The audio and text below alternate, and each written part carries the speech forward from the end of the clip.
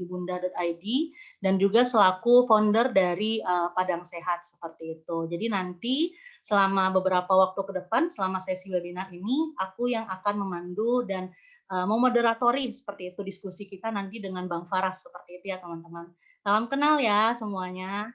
Dan jika ingin kontak info atau berkontak lebih lanjut seperti itu, teman-teman bisa menghubungi aku di Instagram @wahada, A-nya 2, Wahadan. Lalu bisa juga via LinkedIn di bit.ly/LinkedIn Wahada, seperti itu. Oke. Sebentar.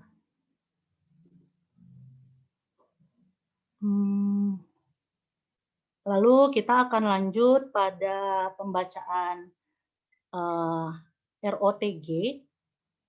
ROTG itu apa sih sebenarnya? Sebentar.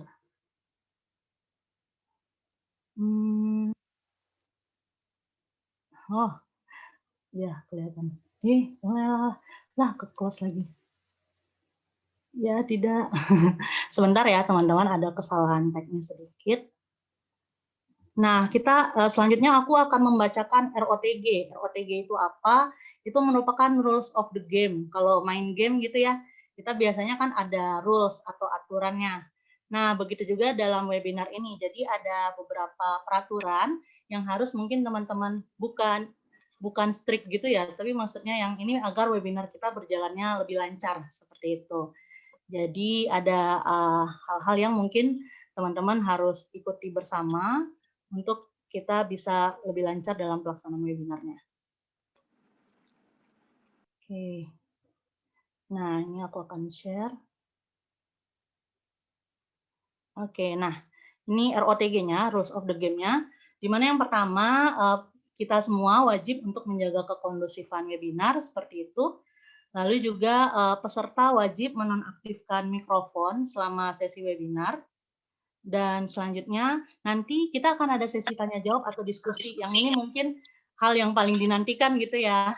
Jadi nanti ada pertanyaan itu diajukan dengan format kota asal, terus /pertanyaan seperti itu, underscore pertanyaan di kolom chat.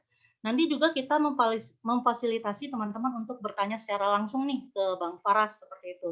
Jadi bisa dengan raise hand saja seperti itu, lalu mengaktifkan mikrofonnya ketika memang sudah ditunjuk untuk dipersilahkan untuk bertanya langsung. Oke, nah lalu ini merupakan webinar gratis dengan e-sertifikat seperti itu. Namun teman-teman yang bisa mendapatkan e-sertifikat hanya yang mengikuti webinar sampai akhir dan juga mengisi link evaluasi di akhir acara. Nanti akan ada link evaluasi yang akan disebarkan di akhir acara. Seperti itu. Nah, yang terakhir, teman-teman boleh banget buat bagikan momen atau insight teman-teman dan tag Padang Sehat di Instagram seperti itu. Jadi kayak misalnya ada hal yang menarik nih yang didapatkan di Padang Sehat atau di webinar ini seperti itu dari share Mas Faras, nanti boleh juga langsung difoto terus di tag di Padang Sehat seperti itu. Oke, nah lalu selanjutnya rundown hari ini. Jadi ini biar kita lebih jelas aja kegiatannya seperti itu. Jadi rundown-nya oke, tadi udah kita pelaksanaan opening, pembukaan, pembacaan ROTG, dan sekarang pembacaan rundown, dan juga nanti event support. Lalu nanti akan ada sesi pengenalan oleh Padang Sehat sedikit, lalu pengenalan Kartala Project, nanti akan dipimpin oleh Kak Nova namanya teman-teman. Lalu ada sesi untuk foto bersama, lalu ada juga ice breaking sedikit, biar kita lebih rileks nih dalam webinar kali hari ini. Lalu ada pembacaan CV pemateri, lalu ada sesi materi, berteman dengan ketidakpastian itu seperti apa, lalu ada sesi tanya jawab, kemudian untuk selanjutnya ada closing statement dari Bang Faras seperti itu, dan juga penyebaran link evaluasi, info sertifikat, dan nanti baru penutup seperti itu. Jadi ini beberapa rangkaian yang akan kita lalui hari ini. Semoga dilancarkan sampai akhir ya. Oke. Nah, selanjutnya, nah balik lagi tadi saya akan jelaskan kembali untuk event support kita. Nah, kegiatan ini didukung oleh banyak pihak seperti itu, tidak bisa terlaksana oleh Padang Sehat saja. Jadi ini terlaksana berkat kerjasama dari Kartala Project juga. Lalu ada Pilar Psikologi, Psikologia.today, lalu ada Webinar Ide, lalu ada Sekoma Kebaikan, lalu ada Movement for Indonesia, lalu ada Minang Maimbau. Ini ada Instagramnya, boleh teman-teman kalau pengen tahu lebih lanjut sebenarnya komunitas atau bergerak di bidang apa sih yang bekerja sama dengan Padang Sehat dan Kartala hari ini, boleh langsung di-follow dan dicek di Instagram seperti itu. Oke. Selanjutnya, selanjutnya aku akan memperkenalkan Padang Sehat nih teman-teman. Sebelum kita lanjut ke webinarnya, biar lebih kenal dulu sama penyelenggara, sama sebenarnya siapa sih Padang Sehat ini. Teman-teman kan juga ada persyaratan untuk memfollow akun gitu ya. Oke, nah Padang Sehat ini seperti bisa dilihat, ini merupakan di bio-nya sendiri sudah tertera kalau kita merupakan wadah edukasi psikologi dan kesehatan mental untuk Kota Padang. Untuk Kota Padang visinya sehat mental, sehat fisik. Namun kita sama sekali tidak menutup diri seperti itu. Kita juga terbuka jika kita ternyata bisa mengedukasi teman-teman yang jauh lebih luas dari Kota Padang, tentu akan sangat bahagia ya dan sangat bersyukur kalau ternyata memberikan manfaat bagi orang yang bukan hanya di Kota Padang. Oke, nah jadi kita dari Padang Sehat rutin mengadakan IG Live seperti itu dengan topik-topik menarik. Teman-teman bisa lihat di IG-nya Padang Sehat. Kita biasanya IG Live untuk topik-topik yang sifatnya dalam tanda kutip ringan seperti itu. Ada beberapa IG Live yang telah terlaksana dan biasanya itu setiap minggunya seperti itu. Lalu kita juga pernah share tentang informasi layanan psikologi online, konseling online, boleh dicek teman-teman di IG Padang Sehat, lalu layanan psikologi Kota Padang juga, karena kita visinya untuk Kota Padang sehat mental dan fisik. Kita juga pernah mengadakan webinar sebelumnya tentang kelas mencintai diri. Nah, ini bersama Kak Putih namanya. Jadi, bagaimana sih sebenarnya cara untuk mencintai diri itu? Kita tahu nih selama ini info tentang self-love, tapi cara mencintai diri itu seperti apa sebenarnya? Itu kita udah pernah melaksanakannya di webinar 1 sebelumnya. Nah, tapi bagi teman-teman yang mungkin pengen tahu lebih lanjut nih tentang webinar-webinar Padang Sehat, termasuk webinar hari ini, jadi nanti kita biasanya akan repost kembali ke YouTube Padang Sehat, termasuk webinar sebelumnya tentang mencintai diri. Teman-teman bisa simak siaran ulangnya di channel YouTube Padang Sehat, bit.ly/Padang Sehat YouTube. Oke, nah itu buat pengenalan Padang Sehat. Nah, selanjutnya, next slide.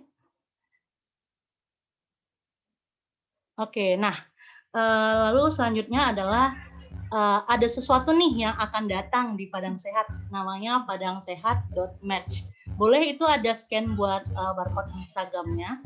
Jadi kita memiliki misi untuk melakukan campaign itu tidak hanya melalui informasi ataupun edukasi, tapi juga tentang apa yang kita gunakan seperti itu. Jadi kami dari Padang Sehat merencanakan akan meluncing segera Padang Sehat Merch. Ini merupakan akun untuk penjualan merchandise yang berhubungan dengan kesehatan mental dan psikologi. Jadi teman-teman nanti kalau ada yang tertarik pengen punya sesuatu yang berbau kesehatan mental dan psikologi, di mana kita bisa menggunakan sekaligus mengeduket teman-teman tentang kesehatan mental dan psikologi, boleh banget follow dulu di padangsehat.merch seperti itu. Oke. Nah, selanjutnya,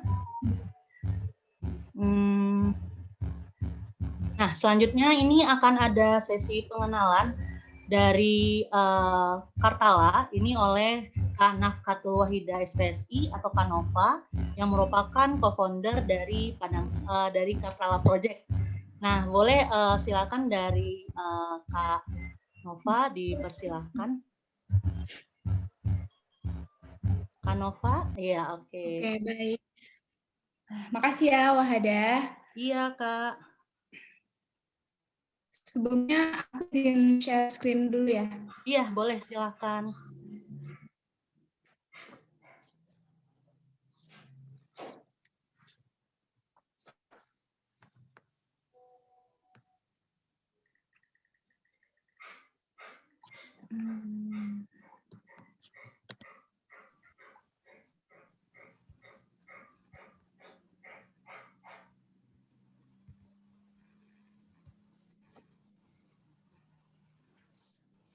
Oke, selamat pagi, selamat siang teman-teman semua di sini. Sebelumnya perkenalkan saya perwakilan dari Kartala Project, dan sebelumnya juga terima kasih banyak nih kami ucapkan kepada Padang Sehat yang sudah bersedia untuk berkolaborasi juga dengan Kartala Project.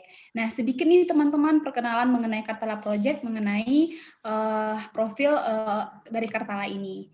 Nah, tentang Kartala Project, Kartala Project ini merupakan sebuah komunitas dan juga sebuah platform psikologi yang di mana platform ini bergerak memberikan layanan psikoedukasi terkait dengan eksplorasi dan pengembangan diri. Jadi sebenarnya sasaran kita ini adalah remaja akhir dan dewasa awal, di mana fokus kita itu lebih kepada eksplorasi diri. Namun tidak menutup hal-hal lain yang berkaitan dengan pengembangan psikologi. Nah, kemudian Kartala Project ini juga digawangi oleh 6 orang, 2 founder dan 4 co-founder lainnya. Nah, ini sedikit, ini mungkin IG-nya Kartala Project. Teman-teman mungkin bisa follow Kartala Project, kemudian teman-teman bisa lihat lagi informasi-informasi dan edukasi-edukasi yang coba kita sharing kepada teman-teman semua. Terus mengenai program Kartala Project, nah di sini kita ada beberapa program. Yang pertama itu ada konten edukasi, sebagaimana yang tadi sudah dilihatkan kepada teman-teman. Ini di sini. Jadi kita setiap minggunya itu ada update beberapa konten, misalnya kita membahas mengenai apapun di bidang psikologi.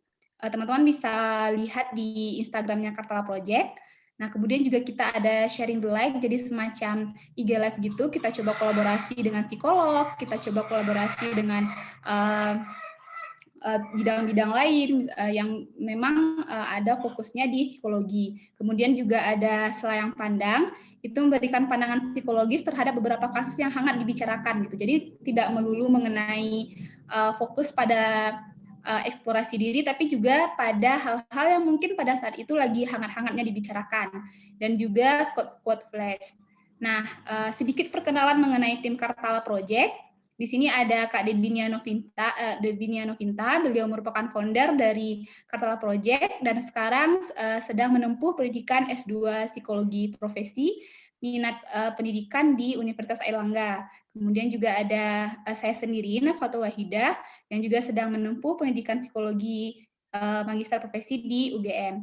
Kemudian juga ada Kak Falah Paras Sandika Nugraha, psikolog, juga merupakan co-founder dari Kartala. Kemudian ada juga Kak Puji Gufon, juga merupakan co-founder dari Kartala Project dan juga sekarang sudah menyelesaikan pendidikannya.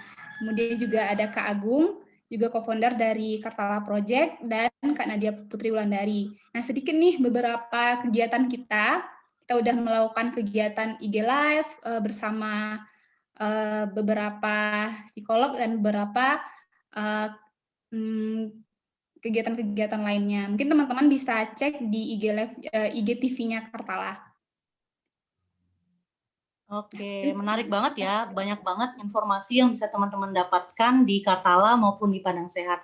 Jadi ternyata Kartala pun juga rutin untuk mengadakan IG Live seperti itu ya, Kak Nova ya. Iya. Oke, nah terima kasih Kak Nova untuk pengenalan dari Kartalanya. Boleh ditutup share screen-nya.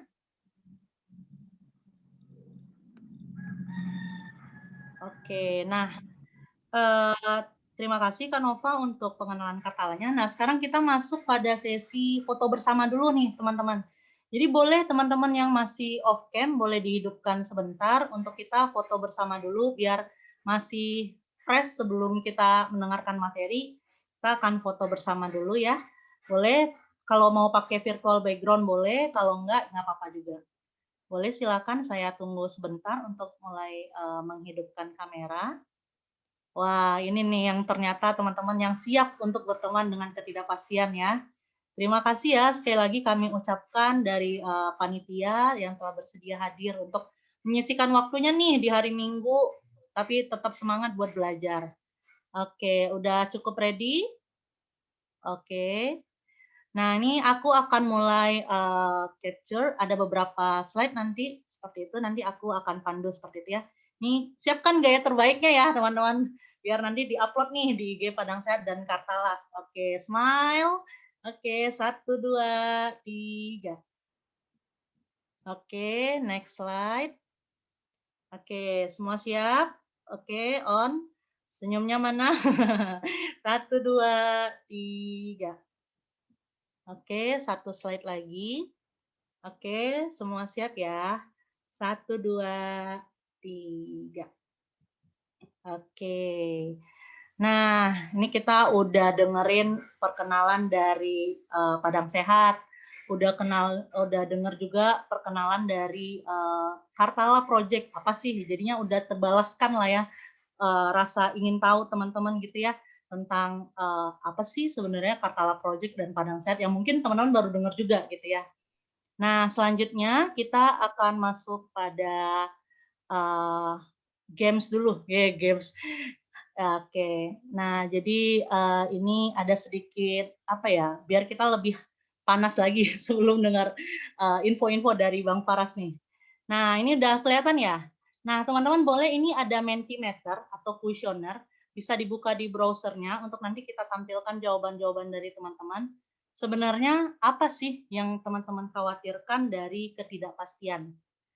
Oke, seperti itu ya. Boleh dicoba untuk linknya. Ini saya tuliskan bit.ly 24 tanggal webinar ya. 24/01/2021 boleh dikopas aja, itu udah saya share di chat. Sebenarnya apa sih yang teman-teman khawatirkan dari ketidakpastian? Untuk kita lihat nih Mentimeternya. Oke, boleh diisi dulu.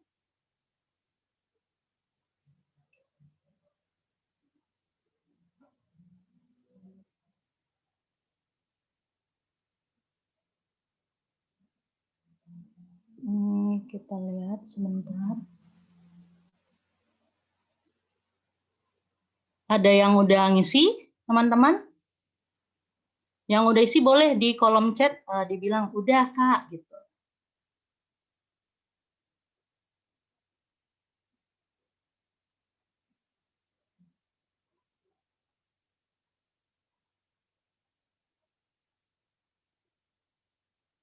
Oke, ini aku akan share screen. Kelihatan ya sekarang ya? Nah, ini nih jawaban dari teman-teman. Apa sih yang teman-teman khawatirkan dari ketidakpastian? Oke, ada macam-macam ya. Ini Bang Faras juga boleh sambil lihat nih Bang Faras. Ternyata ini nih yang teman-teman khawatirkan dari ketidakpastian. Ada tentang masa depan, ada tentang khawatir belum dapat kerja, ada hal yang tidak terjadi, oke, tentang mental yang belum siap, hubungan yang nggak pasti, lalu takut pengangguran, ada kekecewaan, lalu ada juga masa depan paling banyak ya, itu paling besar itu berarti banyak yang menjawab seperti itu.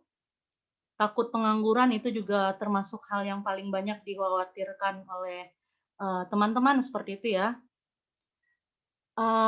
Gagal, ada death, kematian.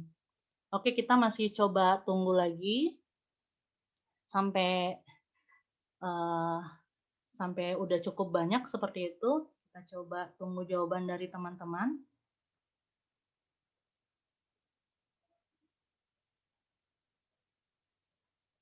Oke, kita coba lagi tunggu sampai jam 5 menit lagi ya. Kita coba. Ekspektasi. Silakan yang masih belum ngisi, keterpurukan. Ternyata macam-macam ya yang teman-teman dan mungkin saya pun juga punya jawaban yang sama seperti teman-teman yang dikhawatirkan terhadap ketidakpastian karir, cita-cita, hubungan yang kurang pasti, hanya bualan semata ketidakpastian itu, kekecewaan, pendewasaan gagal. Oke, yang belum ngisi silakan coba isi linknya. Orang tua juga ternyata ada yang mengkhawatirkannya, ekspektasi. Oke, masih terus bertambah.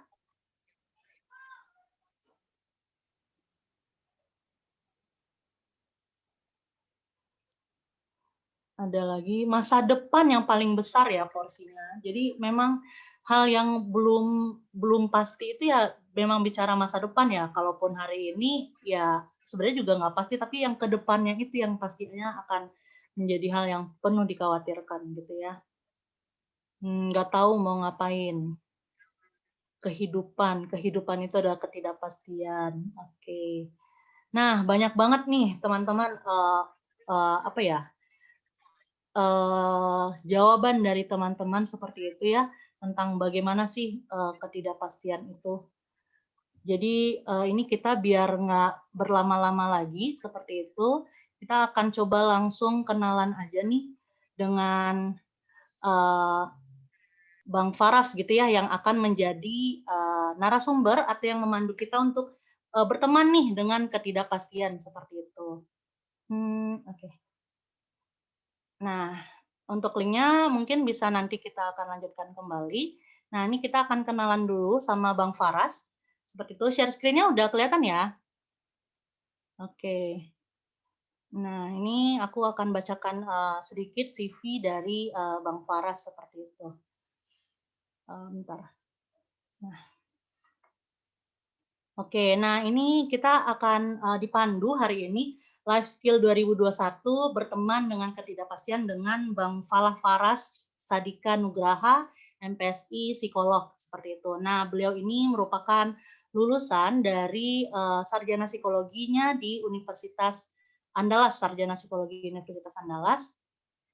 Masih kan Pak? Oh, bentar. Masih share screen-nya belum ya?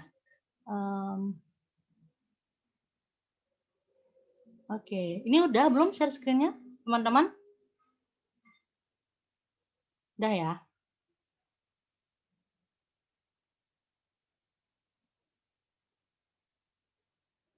Sudah. Oke, saya lanjutkan kembali. Nah, jadi beliau merupakan lulusan S1-nya di Psikologi Fakultas Kedokteran Universitas Andalas itu di Kota Padang, teman-teman. Ada yang sama alumninya mungkin yang ikut webinar hari ini. Nah, oke. Nah, lalu beliau ini Bang Faras melanjutkan S2-nya atau Magister Profesi di Universitas Gajah Mada seperti itu. Nah, sekarang Bang Faras ini menjadi dosen paruh waktu di Fakultas Kedokteran Universitas Riau, lalu psikolog klinis di RS Awal Bros, Hanam, di Pekanbaru, Kota Pekanbaru, dan juga aktif di Welas Asih Semarang juga sebagai psikolog klinis. Teman-teman, Welas Asih ini juga biro psikologi gitu ya, boleh juga dicek nanti Welas Asih, ada Instagramnya juga. Dan juga Bang Faras ini adalah co-founder dari Kartala Project seperti itu. Nah, teman-teman kalau pengen kenalan lagi nih sama Bang Faras, ini ada kontaknya, ada Instagram sama alamat email. Teman-teman boleh untuk kenalan lagi atau kalau ada yang mau ditanyakan dengan Bang Faras silahkan langsung nanti menghubungi kontak yang tersedia gitu ya Bang Faras ya. Oke. Nah, ini aku udah kenalkan Bang Faras, terus juga udah kenalkan Kartala, banyak yang udah dikenalkan. Nah, sekarang kita kenalan nih sama materinya. Gimana sih sebenarnya cara untuk berteman dengan ketidakpastian yang tadi teman-teman itu banyak jawabannya tentang masa depan nih, Bang Faras. Boleh silakan Bang Faras, boleh dipersiapkan untuk share screen-nya. Oke, bentar share screen ya. Oke.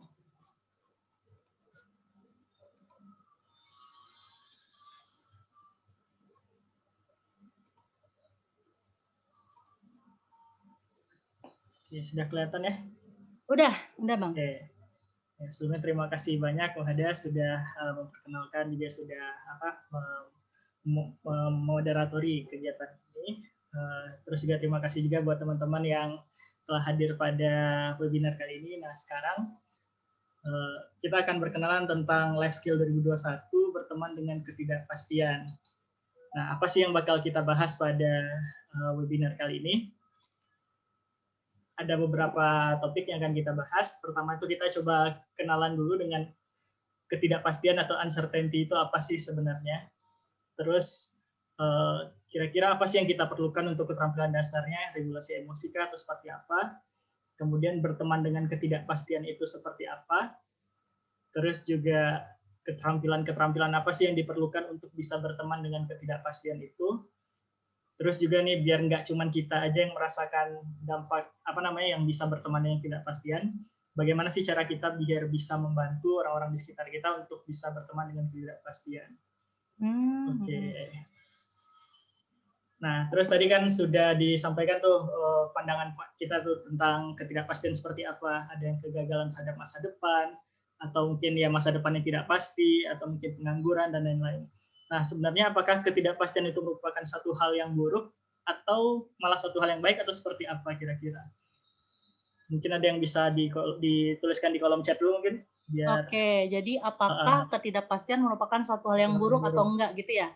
Ya, boleh teman-teman di chat silakan jawaban dari pertanyaan yang diajukan oleh Bang Faras nih.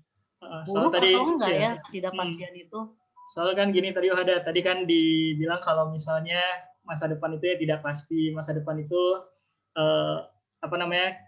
pengangguran lah atau kegagalan dan lain-lain. Apakah itu suatu hal yang buruk atau gimana terkait ketidakpastian ini? Oke. Jadi ini udah mulai ada yang balas nih, Bang, udah jawab gitu ya. Bisa baik untuk memotivasi, bukan. Bisa buruk, bisa jadi baik. Tidak tentu. Terkadang iya, terkadang tidak. Ada yang bukan hal buruk, tergantung sudut pandang, macam-macam ya. Jadi ada yang ternyata yang bilang bukan hal yang buruk, tergantung, bervariasi nih Bang jawabannya. Oke. Ya berarti memang tidak sesederhana itu yang menjawab tentang ketidakpastian itu seperti apa gitu ya. Jadi kayak misalnya kita melihat ketidakpastian itu pasti suatu hal yang tidak nyaman untuk kita, suatu hal yang tidak mengenakan untuk kita. Nah, makanya itu kayak misalnya pengangguran tadi atau masa depan yang tidak jelas, tentu hal yang tidak nyaman untuk kita. Tapi selain itu, menurut seorang penulis, Tony Robbins, itu menjelaskan bahwa kualitas hidup seseorang itu berbanding lurus dengan kemampuan dia untuk menghadapi suatu ketidakpastian. Jadi ketidakpastian itu juga membantu kita dalam meningkatkan pribadi kita sehingga kita meningkatkan juga kualitas hidup kita.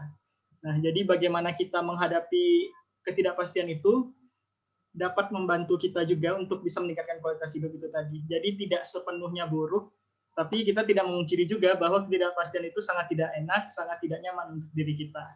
Nah, oleh karena itu pada sesi sekarang ini kita akan coba fokus untuk bagaimana sih cara untuk menghadapi ketidakpastian itu. Kita kenali dulu ketidakpastian itu apa sih sebenarnya. Oke. Ya, Bang.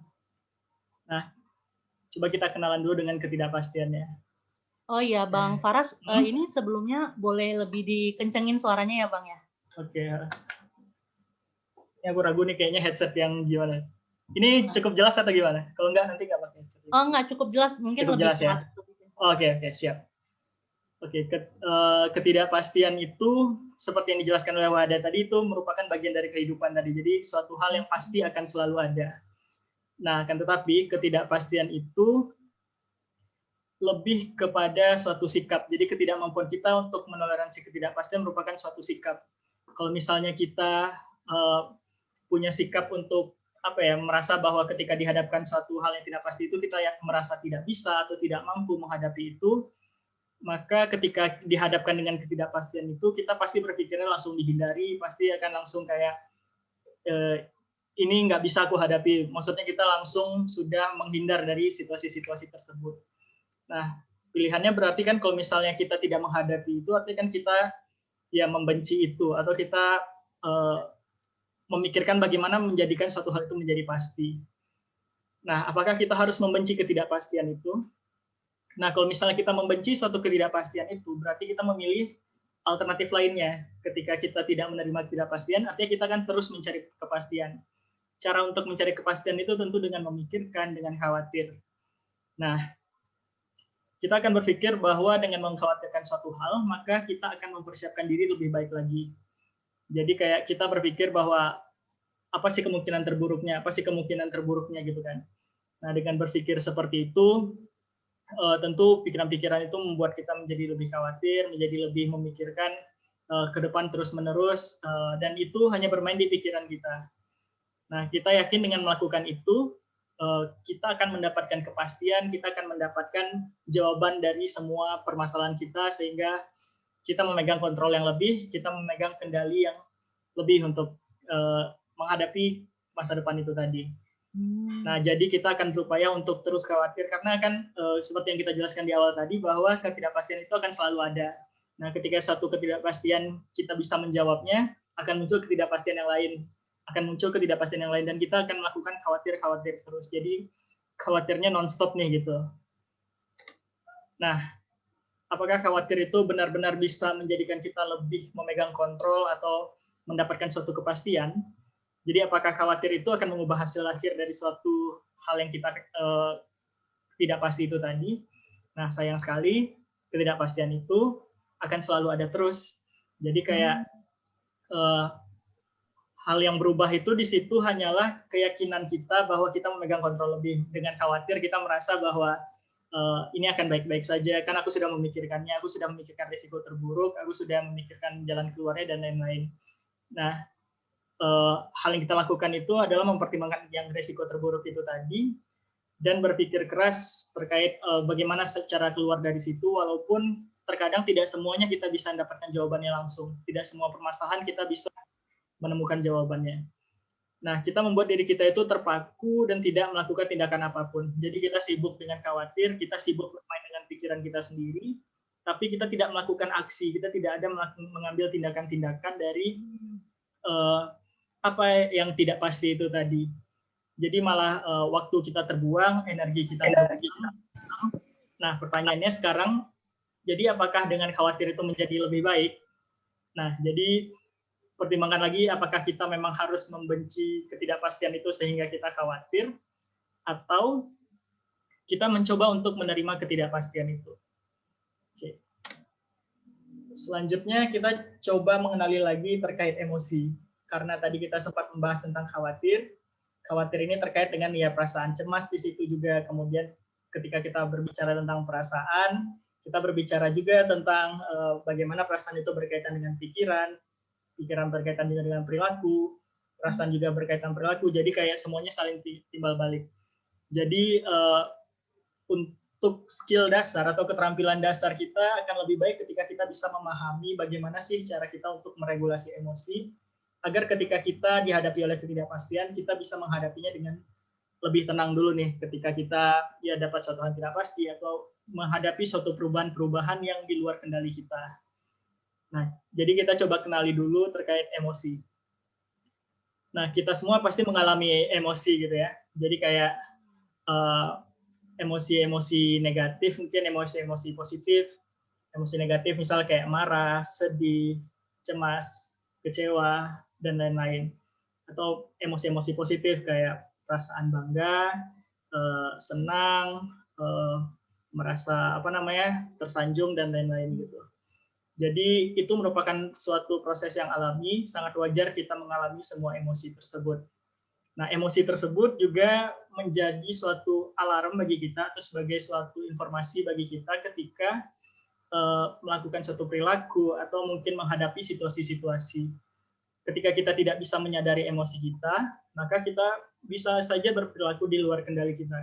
Kita nggak tahu kapan kita marah, kita nggak tahu kapan kita senang, kita nggak tahu kapan kita sedih atau kecewa. Nanti ya perasaannya kayak tiba-tiba nangis, atau tiba-tiba sudah banting meja atau seperti apa. Nah itu karena kita tidak mengenali emosi kita itu tadi, perilaku jadi di luar kendali. Nah, kita dapat merasakan berbagai macam emosi, di mana diantaranya ada yang kita nyaman dan ada yang tidak. Oke, nah jadi nggak semua emosi ternyata itu kita nyaman. Contoh kayak emosi negatif, pasti nggak nyaman ya, kayak marah, sedih, kecewa, atau apapun itu yang emosi negatif itu rasanya tidak nyaman. Tapi juga emosi positif ternyata kadang kita rasakan itu tidak nyaman juga. Misalnya kita bisa mendapatkan suatu pekerjaan gitu. Seharusnya kan kita senang, tapi karena teman kita juga mendaftar di pekerjaan yang sama. Bentar, mohon maaf, ini suaranya bergema. Di aku aja atau gimana? Agak hilang fokus jadi. Sorry. Oh, enggak kok. Nggak bergema ya? Oke, oke, sorry. Jadi balik lagi tadi yang apa tadi namanya emosi positif tuh kadang kita merasakan itu. Nah, apa yang dimaksud emosi positif yang nggak nyaman? Tadi contohnya itu kita mengalami apa misalnya kita mendaftar suatu pekerjaan, kita diterima suatu pekerjaan, ketika kita diterima tentu kita merasa senang tadi. Sedangkan ada rekan kita, teman kita itu mendaftar pekerjaan yang sama, itu tidak keterima. Nah, kita dilema nih, pengen rasa senang tapi teman gagal di situ. Seharusnya kita nggak boleh kita menekan emosi senang itu karena emosi senang itu nggak nyaman sekali kita rasakan. Nah, oleh karena itu jadi terkadang emosi positif pun bisa kita rasakan tidak nyaman. Nah, bagaimana kita menghadapi ketidaknyamanan emosi-emosi tersebut, itulah yang penting skill terkait dengan regulasi emosi ini. Nah, apa itu regulasi emosi ini? Regulasi emosi merupakan kemampuan untuk mengontrol atau mempengaruhi emosi apa yang kita alami dan ekspresi. Kalau riset terbaru menunjukkan memang bahwa emosi tersebut sebenarnya sepenuhnya ada di bawah kendali kita. Apa yang kita rasakan itu sepenuhnya di bawah kontrol kita. Jadi kayak kita sedih, itu sebenarnya memang kita yang memerintahkan diri kita itu untuk sedih. Ketika kita marah, kita yang mempengaruhi emosi kita untuk marah. Jadi semuanya itu atas kontrol kita gitu. Jadi ketika kita marah luar biasa atau apa segala macam, sebenarnya bisa kita turunkan itu. Ketika kita sedih berlarut-larut, bisa kita kontrol. Nah, artinya kita memang memegang kendali penuh atas diri kita sendiri. Tapi syarat untuk melakukan itu tentu memiliki keterampilan regulasi emosi yang baik ini. Nah, bagaimana sih cara untuk melakukannya?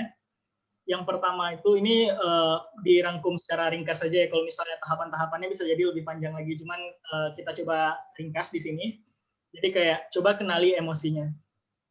Coba cari nama emosi apa yang dirasakan tersebut. Sekarangnya lagi sedihkah atau lagi marah, coba kenali apa yang terjadi di diri kita. Coba dirasakan misalnya kalau misalnya lagi keringetan, terus juga nggak tenang rasanya, ini lagi cemas gitu mungkin.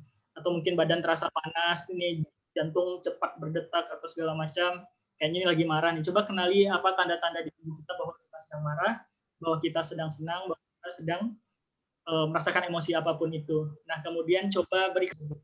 Nah, kalau penelitian neurokognitif telah membuktikan bahwa memberikan nama satu emosi tersebut mengurangi reaktivitas dari emosi tersebut.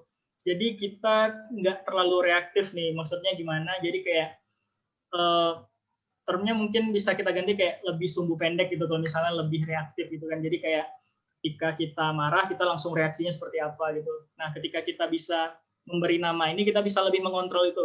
Oh, aku sedang marah ya. Ketika marah, kira-kira apa yang bisa aku lakukan ya? Jadi arahnya lebih ke situ. Nah, namun seringkali sulit untuk menyadari dan mengenali emosi apa yang dirasakan. Itu tadi kan kita soalnya dari SD atau dari lahir, dari kecil itu tidak semuanya kita mendapatkan pelajaran terkait tentang mengendalikan emosi, mengenal emosi. Di sekolah-sekolah kita juga tidak terlalu diajarkan terkait ini. Jadi mungkin dari beberapa dari kita ini menjadi satu hal yang baru. Beberapa dari kita mungkin akan sulit atau mungkin belum terbiasa untuk melakukan mengenali emosi. Kemudian selanjutnya itu setelah kita coba mengenali emosi kita, coba pahami mengapa emosi tersebut muncul.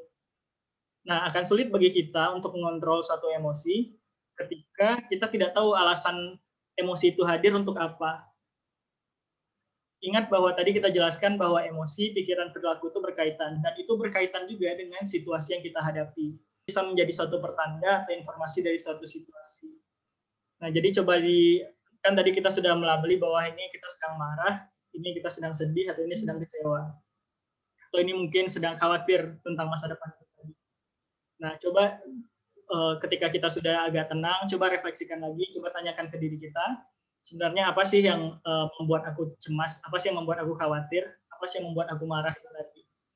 Bisa jadi ini berkaitan dengan apa yang kita hadapi sekarang, situasi karena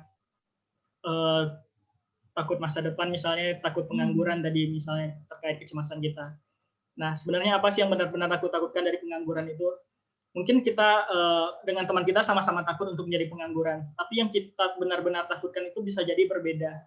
Seseorang bisa jadi takut untuk menjadi pengangguran karena takut mungkin menjadi beban keluarga.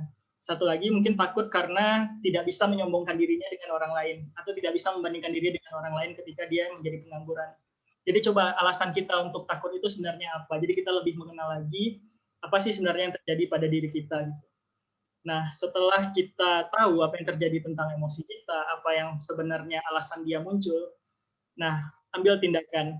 Ketika ada hal-hal yang bisa kita lakukan, ada hal-hal yang bisa kita perbuat terkait memenuhi kebutuhan itu, kebutuhan akan emosi itu tadi, dilakukan. Ketika tidak bisa, nah itu pentingnya untuk berteman dengan ketidakpastian itu, berteman dengan hal-hal yang belum bisa kita jawab saat ini juga gitu.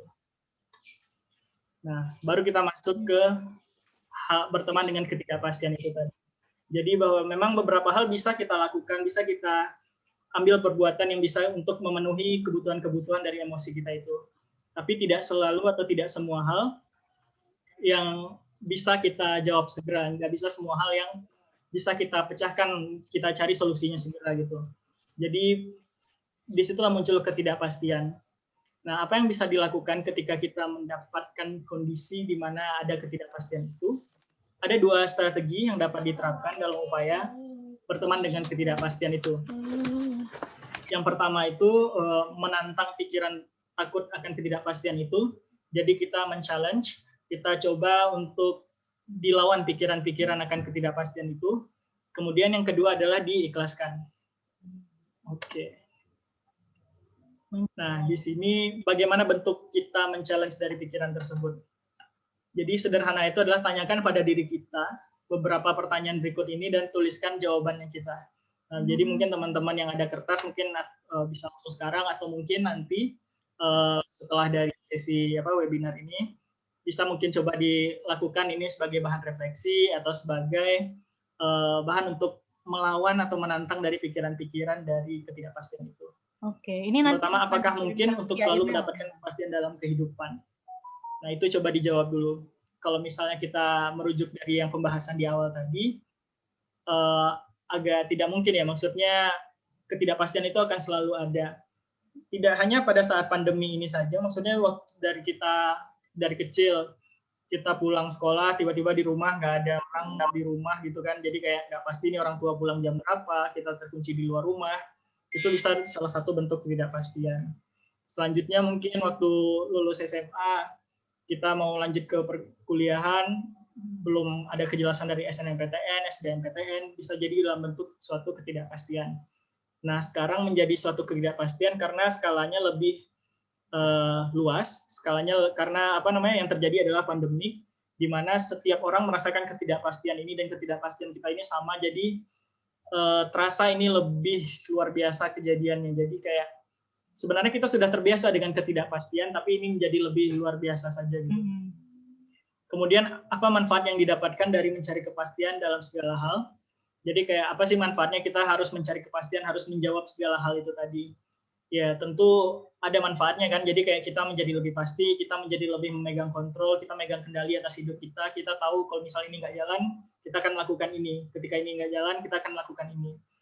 Nah, itu akan didapatkan ketika kita mencari kepastian terus. Nah, bagaimana kerugiannya jika kita lakukan itu terus-menerus? Nah, itu juga dibandingkan nanti. Tentu kalau misalnya sudah termasuk ke mengkhawatirkan secara berlebihan tadi, kayak khawatir berlebihan tadi, tentu itu sudah merugikan. Nah, coba bandingkan dengan mencari kepastian tadi, keuntungannya apa, kerugiannya apa. Nah, apakah kamu memprediksi hal buruk akan terjadi karena ketidakpastian? Nah, itu tadi, tentu ketika ada ketidakpastian, itu tadi kan kayak masa depan akan gagal, pengangguran, tentu hal-hal buruk yang kita bayangkan akan terjadi di depannya. Nah, apakah hal ini masuk akal? Ya, bisa jadi masuk akal, tapi bagaimana peluang terjadinya? Ya, pengangguran kita mungkin ada peluang untuk menjadi pengangguran, tapi apakah itu 100% kita akan menjadi pengangguran?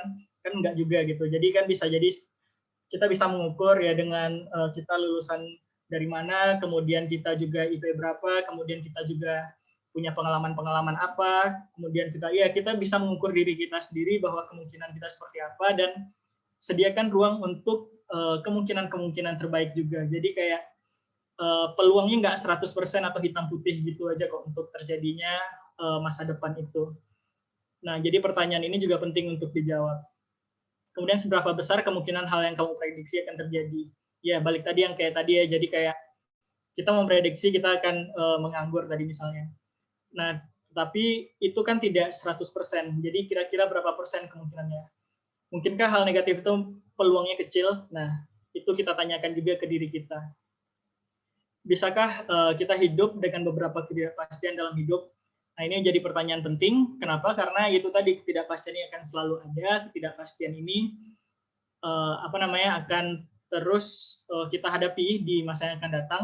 Bisa nggak kita untuk berteman atau bisa nggak kita untuk menghadapi ketidakpastian ini? Nah, bagaimana cara kita melakukannya? Ya, ketika menghadapi suatu ketidakpastian, ya awalnya mungkin kita akan mencari jalan keluar. Nah, bisa nggak dilakukan pada situasi yang dirasa sulit? Nah, pada situasi sekarang, apakah itu memungkinkan atau enggak? Ketika itu memungkinkan, ya udah dilakukan dengan cara-cara kita. Ketika itu tidak memungkinkan, nah itu nanti kita masuk ke cara yang kedua adalah mengikhlaskan itu. Nah, selanjutnya, tanya beberapa teman terkait cara menghadapi ketidakpastian. Mungkin ada hal yang bisa kita pelajari dari mereka.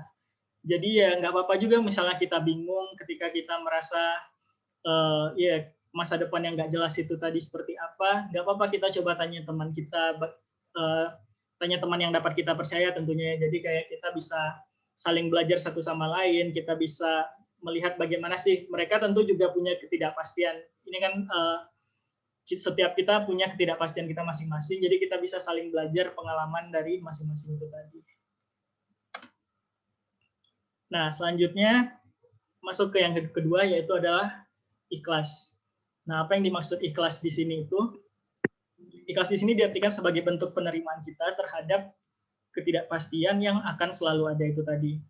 Nah, jadi kan kalau misalnya di tahap yang sebelumnya itu, kita mencoba untuk apa sih yang bisa kita lakukan kira-kira ketika adanya ketidakpastian. Dan kita coba lakukan hal tersebut yang memungkinkan. Tapi kan tidak semua hal bisa kita lakukan, tidak semua hal bisa kita lakukan segera atau tidak cukup mungkin resource-nya itu tadi.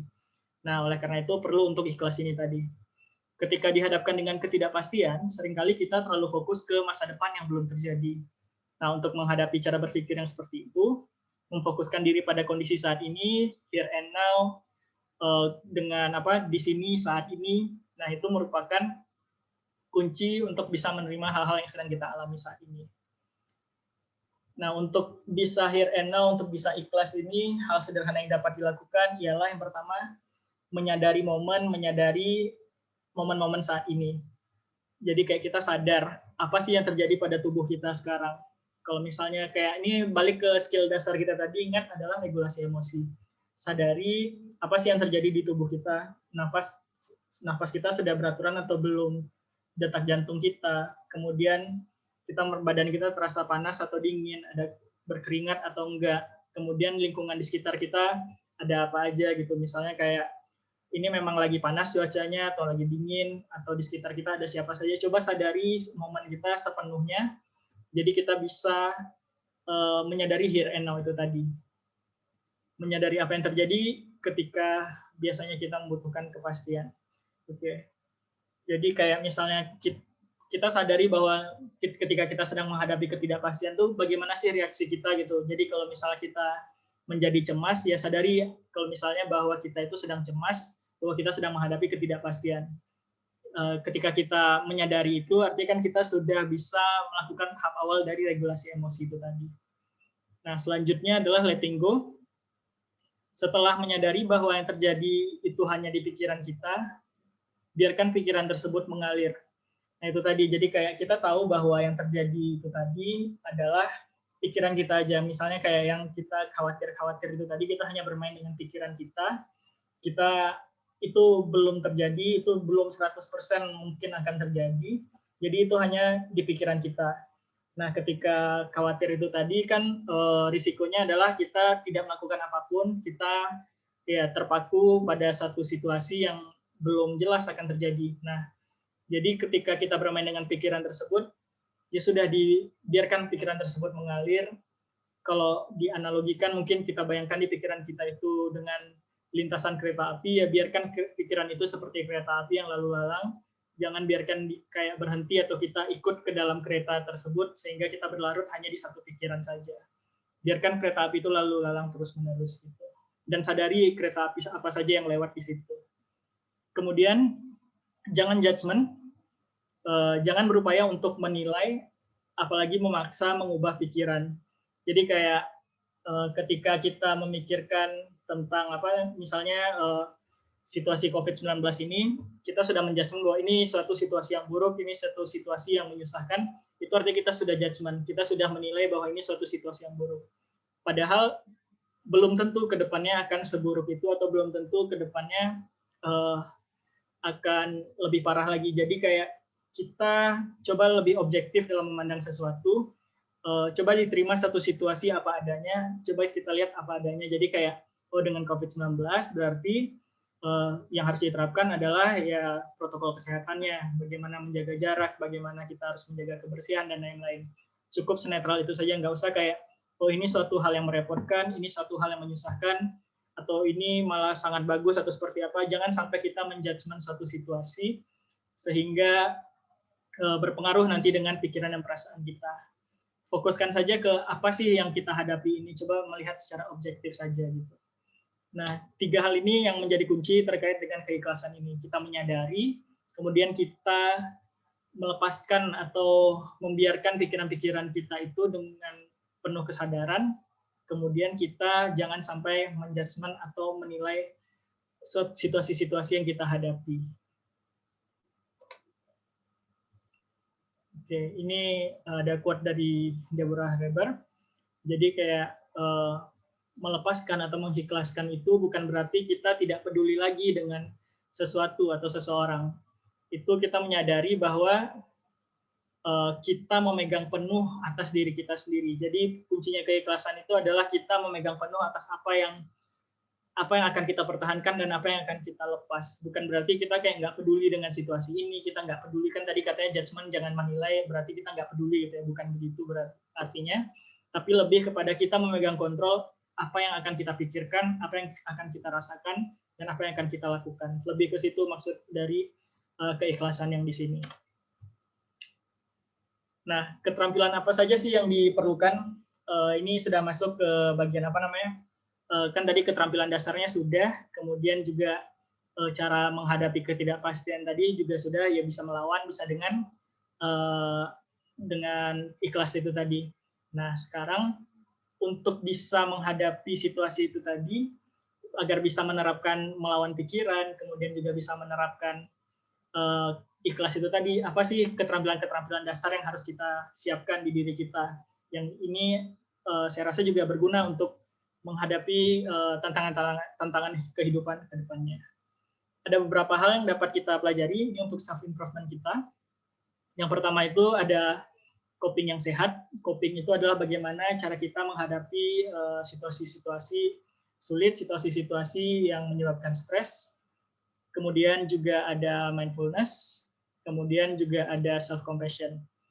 Jadi kita coba kenalan satu-satu dengan keterampilan-keterampilan ini.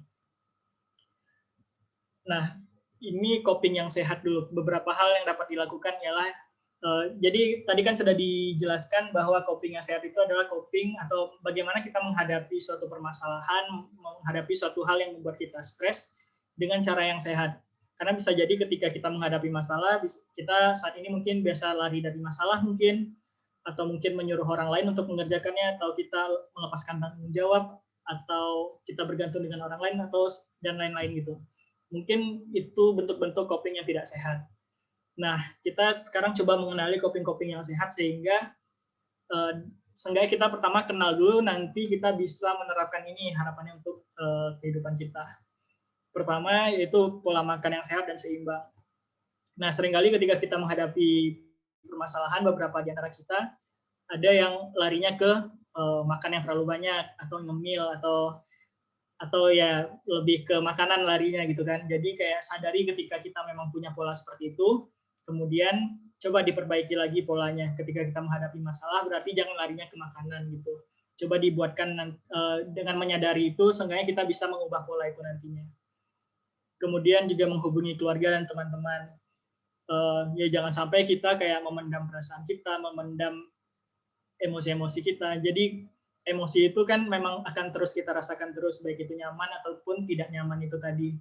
Nah, ketika kita bisa mengelola dengan baik, ketika kita bisa ketika itu tidak baik kan bisa jadi itu terpendam, tidak bisa dikeluarkan. Oleh karena itu penting sekali kita untuk bisa punya teman untuk cerita, teman untuk berbagi terkait apa yang dirasakan. Kemudian coping yang sehat juga ada beribadah, bagaimana mendekatkan diri ke Yang Maha Kuasa. Ini terkait juga dengan spiritualitas kita. Kemudian beberapa di antara kita ada yang nyaman juga dengan melakukan meditasi, dengan duduk tenang, kemudian menenangkan pikiran kita, membuat pikiran kita lebih sadar dengan lingkungan kita. Nah, itu juga cukup membantu pada beberapa orang. Kemudian ada juga yang menggunakan lampu atau lilin aromatik. Ini biasa di ruangan, terkait meditasi juga mungkin untuk terkait juga dengan menyadari, kan tadi kan ada kuncinya dalam ikhlas adalah menyadari. Nah, ini untuk latihan menyadari itu bisa menggunakan lampu atau lilin aromatik ini. Jadi mungkin dengan memejamkan mata, coba rasakan aroma-aroma yang masuk, atau kemudian bisa memperhatikan lampu atau lilin tersebut. Jadi kita bisa memfokuskan kesadaran kita kepada satu titik tertentu atau satu objek tertentu.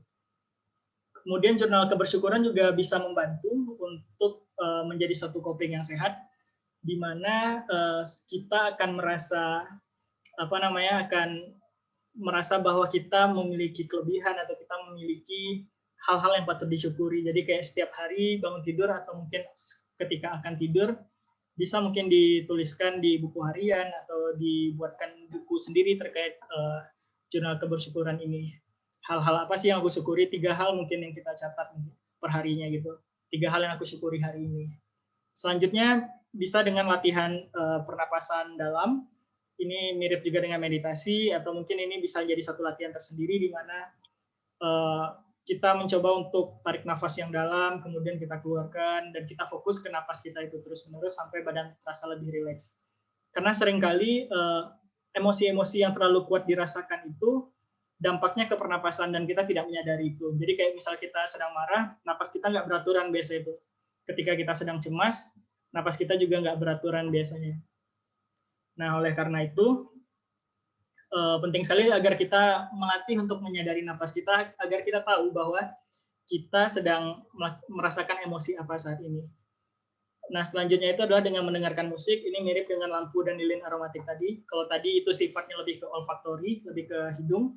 Kalau ini lebih ke auditori, lebih ke pendengaran kita. Kemudian exercise. Nah, exercise ini juga lumayan membantu untuk mencegah kita untuk mengalami gangguan-gangguan mental sebenarnya. Jadi kayak berolahraga setiap hari itu menjadi hal yang penting juga. Jadi menyeimbangkan antara kesehatan fisik dan kesehatan mental. Kemudian melakukan hal baik. Nah, ini tadi bagaimana kita bisa dermawan, bagaimana kita bisa memberikan manfaat yang lebih kepada orang lain, juga menjadi salah satu coping yang baik juga. Kemudian juga melakukan kegiatan di alam, yang suka pemandangan mungkin untuk menenangkan diri. Kemudian dance ini mirip juga dengan lampu atau lilin aromatik tadi, mendengarkan musik, jadi melatih kesadaran kita.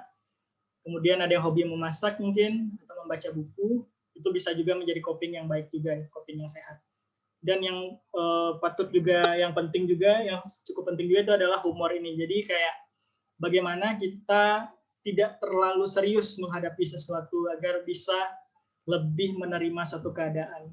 Jadi penting sekali kita untuk meningkatkan selera humor kita gitu. Oke, selanjutnya ini adalah mindfulness. Mindfulness ini merupakan suatu praktik untuk dapat memusatkan perhatian kita pada momen saat ini. Live in the moment. Jadi kita itu tadi kan dijelaskan bahwa kita perlu hidup di momen saat ini, here and now itu tadi. Nah, mindfulness ini merupakan suatu latihan, suatu praktik yang dapat membantu proses tersebut. Latihan yang bisa dilakukan itu sederhananya itu adalah coba hadirkan emosi negatif pada diri kita. Ini nanti bisa dilakukan kalau misalnya ada waktu luang. Cara yang mudahnya coba mungkin untuk dengan nonton film sedih, mungkin ada yang suka nonton drama mungkin, atau suka nonton Netflix dan lain-lain. coba nonton hal yang membuat kita sedih. Ketika emosi negatif tersebut muncul, berhentilah memikirkan pengalaman-pengalaman negatif tersebut. Jadi kayak apa sih yang membuat sedih di film itu tadi? Coba berhenti memikirkan hal tersebut, tetapi kita coba memikirkan hal lain, hal-hal yang lebih menyenangkan, hal-hal yang kita ingin lakukan mungkin, atau hal-hal yang membanggakan dari diri kita. Kemudian fokus pada pengalaman saat ini, sensasi di tubuh, emosi, pikiran, dan situasi di sekitar kita. Jadi kita sadari sensasi tubuh kita, emosi kita, pikiran kita, situasi di sekitar kita. Kemudian belajarlah untuk tidak terlarut atau memikirkan hal itu tadi tanpa menekan emosi yang dirasakan. Nah, sadari saja momen saat ini sampai pikiran dan emosi kembali netral. Jadi ini latihan untuk mindfulness yang sederhananya itu ya. Jadi nggak harus langsung dengan meditasi. Cuman kalau bagi yang nyaman meditasi bisa juga untuk latihan mindfulness ini. Tapi kalau ini yang untuk mungkin yang baru kenal atau yang baru belajar dengan mindfulness, coba deh untuk melatih dengan itu, timbulkan emosi negatif, kemudian coba netralkan itu dengan kesadaran penuh gitu.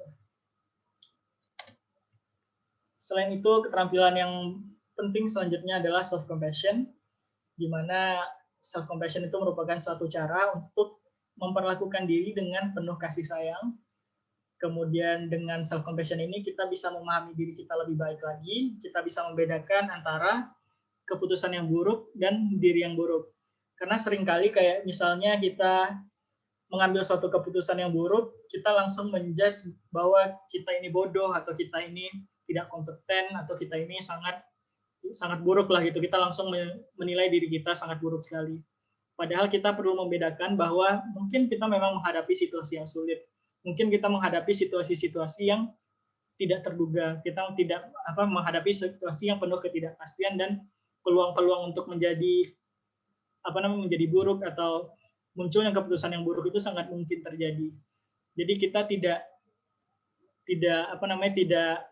menilai itu ketika self compassion ini tidak dimiliki. Nah, apa sih yang bisa dilakukan untuk membiasakan self compassion ini? Yang pertama, mirip dengan coping yang sehat itu tadi, journaling terkait gratitude, terkait kebersyukuran. Kita buat apa sih hal-hal yang kita syukuri hari ini. Kemudian berbaiklah kepada diri sendiri. Jangan kayak kita terlalu mudah menghakimi diri sendiri, terlalu mudah untuk memburuk-burukan diri sendiri. Kemudian maafkan diri kita ketika kita punya kesalahan-kesalahan di masa lalu, ya udah dimaafkan. Dan sadari bahwa memang ada kesalahan, jadi kedepannya tidak kita lakukan lagi. Jangan sampai kita berlarut bahwa kita salah, jadi kedepannya kita nggak apa-apa berbuat salah. Atau mungkin yaitu kita berlarut-larut dengan kita merasa berdosa, merasa bahwa kita tidak terampuni, dan lain-lain. Kemudian izinkan diri kita untuk unlearn di sini bahasanya. Jadi kayak izinkan diri kita untuk mempelajari hal-hal yang baru. Mungkin ada hal-hal yang kita pelajari sebelumnya dan itu tidak tepat, ya coba kita lupakan dan kita ganti dengan hal-hal yang lebih tepat lagi. Misalnya terkait dengan coping yang sehat itu tadi, coba pelajari coping-coping yang lebih sehat itu tadi.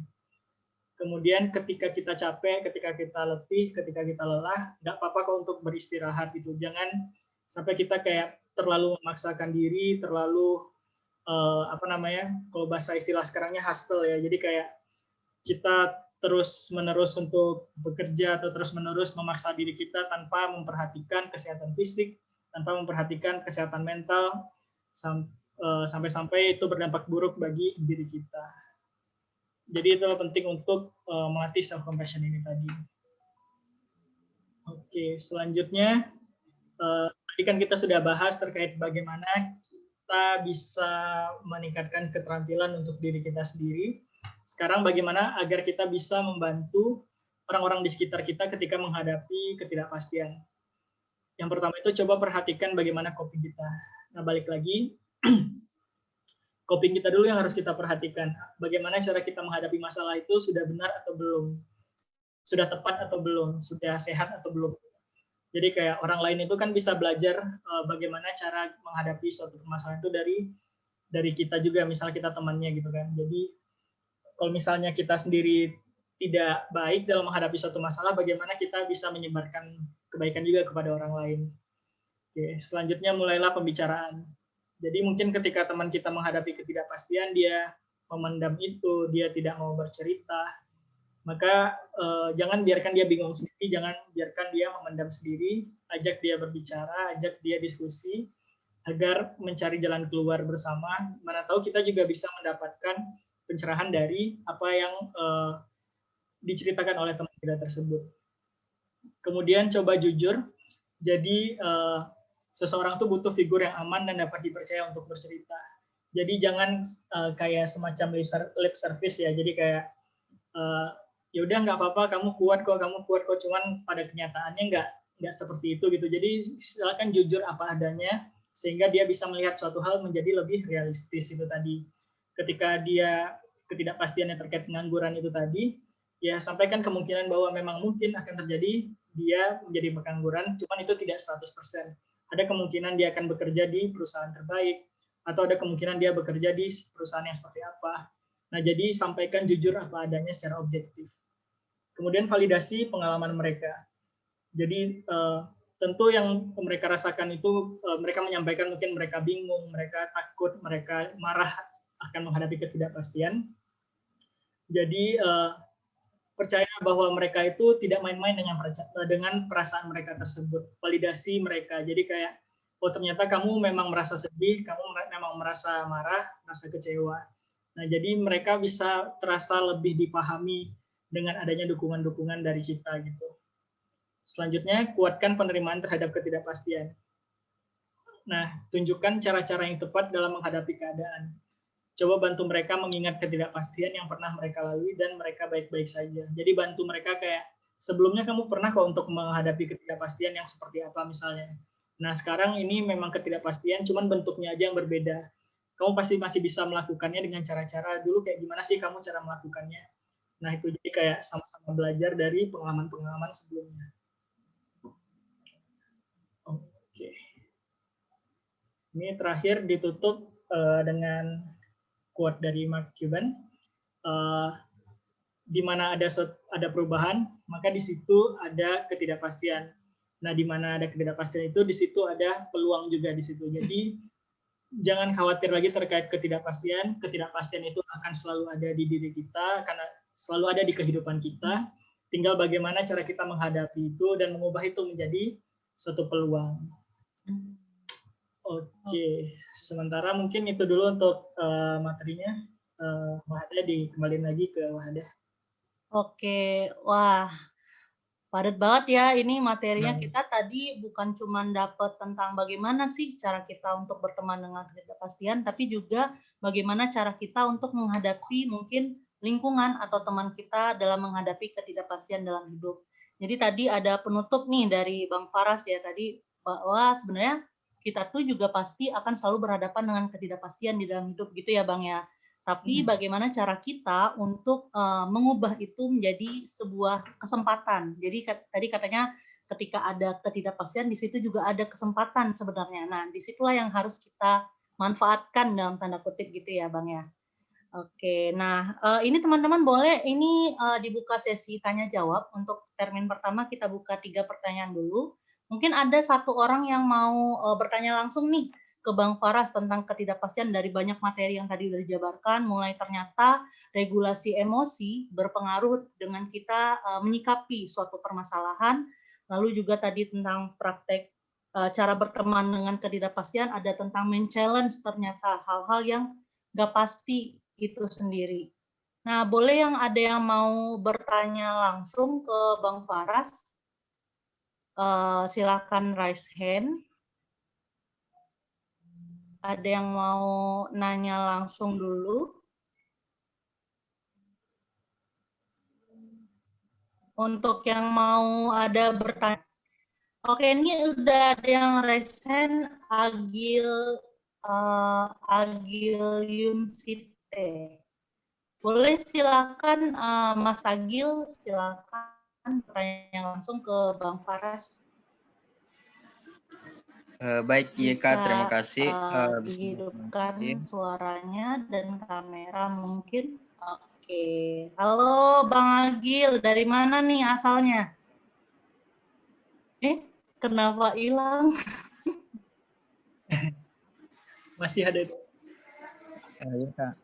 Masih. Perkenalkan, nama saya Agilion Sitensi dari Universitas Negeri Makassar.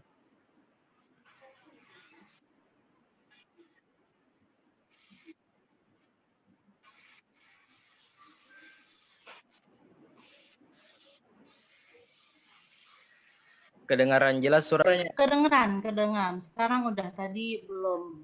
Iya. Baik, Kak. Terima kasih sebelumnya, Kak. Materinya saya anggap sangat bermanfaat, Kak. Saya hanya ingin bertanya, Kak, di bagian yang tentang yang tadi Kakak sampaikan mengenai keterampilan menghadapi kehidupan, khususnya yang di bagian humor nih, Kak, yang menghadapi masalah.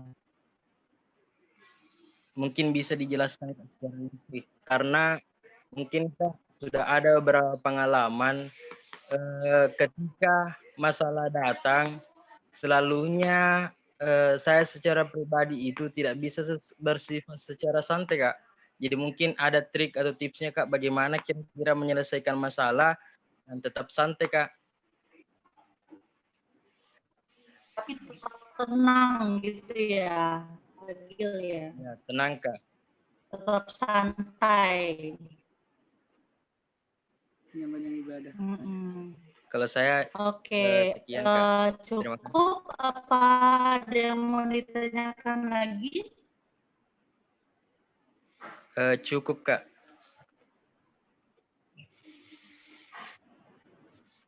Oke, terima kasih ya sih supaya tetap santai katanya tadi menghadapi permasalahan yang ada, gitu Bang.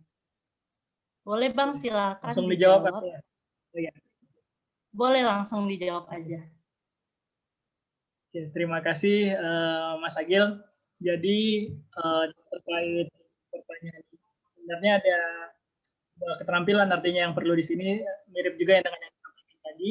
Bagaimana sih tetap tenang ketika menghadapi suatu permasalahan. Keterampilan pertama yang diperlukan adalah regulasi emosi. Yang kedua adalah problem solving. Nah, kalau regulasi emosi itu tadi, coba kenali dulu. Jadi kayak ketika menghadapi permasalahan itu apa sih yang kita rasakan? Masalah seperti apa yang kita rasakan? Apakah perasaan kita marah, sedih, kecewa, atau cemas, atau seperti apa? Coba kenali, hanya diri kita sendiri yang tahu apa yang kita rasakan itu. Nah, ketika kita tahu emosi apa yang kita rasakan, kemudian coba dinetralkan dulu, coba dibuat kita lebih tenang, kita lebih netral itu tadi. Jadi kayak kita tahu, oh ini badanku berkeringat, ini jantung berdegup kencang, terus bibir kering, pikiranku ini kayak mikirnya gimana-gimana, nah ini kayaknya aku lagi cemas, ini lagi khawatir deh kayaknya. Nah ketika itu apa yang bisa aku lakukan sekarang? Nah itu yang coba dilakukan dulu terkait regulasi emosi. Kemudian yang kedua keterampilannya adalah problem solving. Tentu ketika kita menghadapi suatu masalah, kita harus memecahkan masalah tersebut. Nah pertanyaannya sekarang apakah bisa dipecahkan atau tidak permasalahannya? Cara untuk problem solving itu langkah-langkahnya yang pertama adalah coba identifikasi dulu masalahnya apa. Sebenarnya apa sih yang kita hadapi, coba di list dulu apa yang kita hadapi. Setelah kita tahu masalahnya apa, coba dibuatkan opsi-opsi apa saja yang kita punya. Ketika masalah seperti ini, kita bisa melakukan yang pertama apa, yang kedua apa, kemudian konsekuensi dari masing-masing pilihan itu apa. Nah, dari situ silakanlah nanti diri kita memilih kira-kira dari konsekuensi tersebut mana yang paling menguntungkan kita atau yang mana yang setidaknya kita nggak terlalu rugi lah, tergantung nanti konsekuensinya seperti apa. Nah, jadi bagaimana agar tetap menghadapi permasalahan tersebut, yaitu tadi kuncinya ada dua, regulasi emosi sama problem solving. Tapi ya balik lagi, permasalahan-permasalahan tentu akan terus ada. Mungkin ada hal-hal yang baru, hal-hal yang mengejutkan bagi kita, tentu ada hal-hal yang membuat kita tidak tenang. Jadi itu wajar sekali ketika kita terkadang tidak tenang menghadapi suatu masalah. Yang penting disadari ketika kita tidak tenang tersebut, apa yang terjadi, kemudian dibawa diri kita biar lebih tenang lagi. Jadi nggak masalah kadang-kadang kita memang merasa tidak tenang menghadapi suatu permasalahan, tapi sadari, kuncinya disadari itu tadi. Oke, gitu mungkin ada Jadi Mas Agil. gitu ya Mas Agil ya. Jadi sebenarnya nggak apa-apa kok mungkin untuk pada satu waktu kita akan merasakan ketidaktenangan ketika menghadapi suatu permasalahan. Namun kuncinya seperti tadi dijelaskan Bang Faras adalah sadari, oh ternyata aku nggak tenang ya. Lalu menanyakan lagi sebenarnya apa sih yang Mas Agil rasakan gitu ya, kenali emosinya. Nanti juga Mas Agil bisa pelajari lagi nih, tadi kan juga sebenarnya udah dijabarkan tentang bagaimana sih cara regulasi emosi seperti itu. Jadi nanti mungkin bisa dipelajari lagi ketika materinya akan disebarkan seperti itu via email. Oke, terima kasih ya Mas Agil. Oke, terima kasih Mas Faras udah jawab juga. Sekarang kita coba untuk ke pertanyaan via chat ya Bang ya. Oke, ini ada dari Surabaya nih. Wah, lumayan jauh ya. Dari Muhammad Syukur Al-Farisi. Jadi Muhammad Syukur Al-Farisi nanya, bagaimana agar kita bisa mengubah mindset ketidakpastian agar bisa menjadi sesuatu yang pasti, katanya. Jadi ini kan ketidakpastian nih, tapi kita bisa ngubah nggak tuh Bang? Jadi sesuatu yang pasti. Boleh Bang langsung dijawab aja. Iya, yang pasti itu kan yang ketidakpastian itu tadi sebenarnya kan. Jadi ya ketidakpastian itu akan selalu ada terus. Jadi kalau ketika kita memaksa mengubah mindset kita bahwa ini harus pasti itu, kita akan capek sendiri. Itu tadi yang dijelaskan di awal bahwa kita akan terus khawatir, kita akan terus memikirkan, oh ini nanti gimana gitu. Nah, jadi kayak terkait ini sebenarnya yang perlu dilakukan itu tadi adalah coba problem solving itu tadi, kira-kira permasalahan ini apa yang bisa aku lakukan ya dengan permasalahan seperti ini, opsi apa yang aku punya. Apakah bisa dikerjakan saat ini, aku punya resource yang cukup, sumber dayaku cukup atau enggak untuk memecahkan permasalahan ini. Ketika itu tidak cukup, ya artinya nggak bisa dihadapi, ya udah dikelaskan pakai cara-cara yang tadi. Sebagai contoh yang mungkin dulu sering kita khawatirkan, misalnya ketika kuliah, kita menghadapi suatu ujian, terus kita khawatir nanti ini ujiannya belum kita lakukan, cuma kita udah khawatir nanti nilainya akan rendah, nanti nilainya akan remedi atau seperti apa. Nah, ketika itu kan berarti kita memikirkan suatu hal yang belum kejadian dan kita sudah khawatir secara berlebihan. Sedangkan itu belum terjadi gitu. Jadi kayak kita membuang waktu, kita membuang tenaga kita untuk memikirkan hal yang belum terjadi tersebut. Jadi memang ada beberapa hal yang tidak bisa kita selesaikan segera, tidak bisa kita jawab segera, ya udah memang harus diterima gitu. Jadi terima kemungkinan bahwa ya ada kemungkinan nanti itu aku akan remedi, ada kemungkinan nanti aku juga akan dapat nilai bagus. Jadi coba lihat secara objektif saja, coba lihat secara realistis saja gitu. Jangan terlalu dikuasai oleh pikiran-pikiran negatif kita. Mungkin gitu, Wahda. Oke. Jadi gitu ya Muhammad Syukur. Jadi sebenarnya ketidakpastian itu adalah sesuatu yang pasti itu tadi ya Bang Faras ya. Tapi kalau kita tadi Bang Faras bilang kalau kita ubah mindset jadi itu memang yang pasti kayak gitu. Itu lama-lama kita akan capek sendiri gitu ya. Jadi bagaimana kita bisa untuk menyikapinya, berteman dengan ketidakpastian itu sendiri seperti itu ya. Jadi bagaimana kita memposisikan diri ketika menghadapi ketidakpastian itu sendiri. Karena seperti tadi yang dibilang Bang Faras, mungkin terkadang jawabannya nggak sekarang gitu. Atau mungkin jawabannya memang kita harus merelakan atau letting go tadi ya, seperti materi yang dijabarkan oleh Bang Faras. Oke, ini untuk termin pertama kita kita akan bacakan satu pertanyaan lagi ya. Nanti akan kita buka termin kedua. Lalu ini dari Medan. Wah, tetangga nih sama Padang, Bang. Ada Julisa ya. Ini ada 2 pertanyaan ya, Bang ya? Boleh ya, Bang ya? Oke. Ya, boleh. Kak, mau minta tips agar tidak terlalu kaku atau serius merespon suatu hal. Jadi dia jabarkan contoh kasus nih. Pertama, sering dilabeli tidak bisa bercanda karena mereka menganggap apa yang disampaikan lucu, tapi bagi saya tidak lucu karena mengusik perasaan saya. Atau yang kedua, contohnya sering panik pada satu hal dadakan atau yang kurang baik. Dan saya pikir saya tidak bisa menghandle atau membackup situasi tersebut. Terima kasih, Kak. Jadi mungkin ini bagaimana agar tidak terlalu serius merespon suatu hal negatif. Jadi kayak kontrol diri juga ya Bang ya?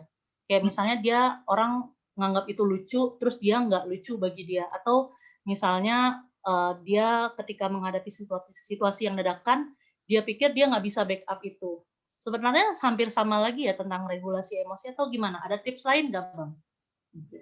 Kalau terkait yang pertanyaan situasi yang pertama ini, sebenarnya ada beberapa hal juga yang harus kita pastikan dulu. Maksudnya dia berada di lingkungan yang dia cocok atau enggak, dia berada di lingkungan yang dia nyaman atau enggak itu. Memang mana tahu lingkungan di tempat dia berada itu nggak cocok selera humornya mungkin atau nggak cocok apa yang dia yakini itu gitu. Maksudnya di kelompok tersebut dia biasa menggunjingkan orang gitu kan, tertawa-tertawa terkait menggunjingkan orang. Ya bagi dia ini nggak lucu ya karena memang nggak cocok gitu kan.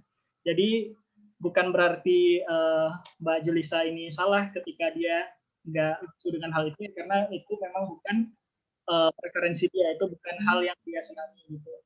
Nah jadi itu harus dipastikan dulu cocok atau enggak dengan lingkungannya gitu ya. Cuman ketika memang memang pada berbagai hal selera humor itu kurang atau pada berbagai hal kayak sulit untuk melihat situasi menjadi kurang serius gitu. Jadi kayak itu juga jadi tanda tanya kenapa kita melihat suatu situasi selalu serius itu. Nah, itu bisa kita lakukan dengan refleksi diri itu tadi. Kira-kira kenapa ya, coba disadari pada situasi-situasi apa kita menjadi serius tersebut. Mana tahu kita memang punya pengalaman-pengalaman yang tidak menyenangkan, mungkin pengalaman yang ketika kita bercanda malah satu hal buruk yang terjadi atau seperti apa. Nah, itu juga harus dipastikan juga. Kalau terkait situasi yang kedua, ini dengan jawaban yang pertama tadi dari Mas Agil, jadi kayak